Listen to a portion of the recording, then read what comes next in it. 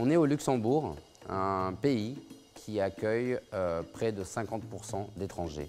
Une grande part de réfugiés qui viennent de Syrie, qui viennent d'Érythrée, qui ont fui la guerre, la barbarie, qui ont fui des situations très difficiles dans leur pays et qui se retrouvent ici accueillis pour assister à un projet culturel qui les réunit.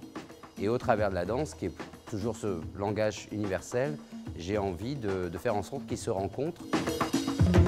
Moi, j'avais lu un livre qui s'appelle « Dans la mer, il y a des crocodiles » et ça parlait d'un garçon qui a quitté tout seul son pays, l'Afghanistan, et qui a fait tout un périple pour arriver jusqu'en Europe, pour justement fuir les dangers qui existent dans son pays. Et alors moi, j'étais vraiment intéressée de rencontrer aussi des jeunes qui ont un vécu similaire et qui se retrouvent pour des raisons ou des autres au Luxembourg. Dans tout le travail que j'ai fait, que j'ai commencé il y a 1 an et demi, j'ai jamais utilisé le mot réfugié. Je l'ai bien sûr utilisé pour annoncer les workshops et tout ça, mais moi personnellement, quand je décris mon travail, je n'utilise pas le mot. C'est un fait, ok, oui, mais c'est aussi une stigmatisation. Et pour moi, c'est avant tout des jeunes, des êtres humains comme tous les autres qui ont envie de se produire sur scène et c'est ça qui m'intéresse. Ils vont très vite, quoi. Ils sont gourmands en fait. En allemand, il existe un mot qui s'appelle Selbstvergessenheit et en français, on dirait « on oublie soi-même ».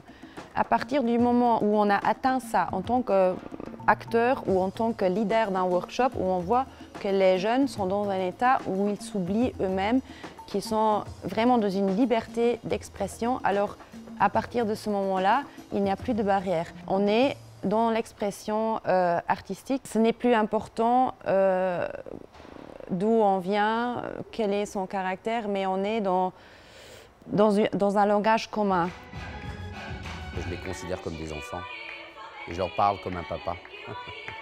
C'est-à-dire que quand un enfant a tellement souffert, a vu la guerre, a vu la souffrance très jeune, je crois qu'il est important de lui dire « tu es un enfant, continue à t'épanouir en tant qu'enfant ». On ne peut pas enlever des traumatismes quand même, c'est pas possible, mais juste de dire à un enfant tu es un enfant et reste un enfant. Tu grandiras plus tard, tu as le temps.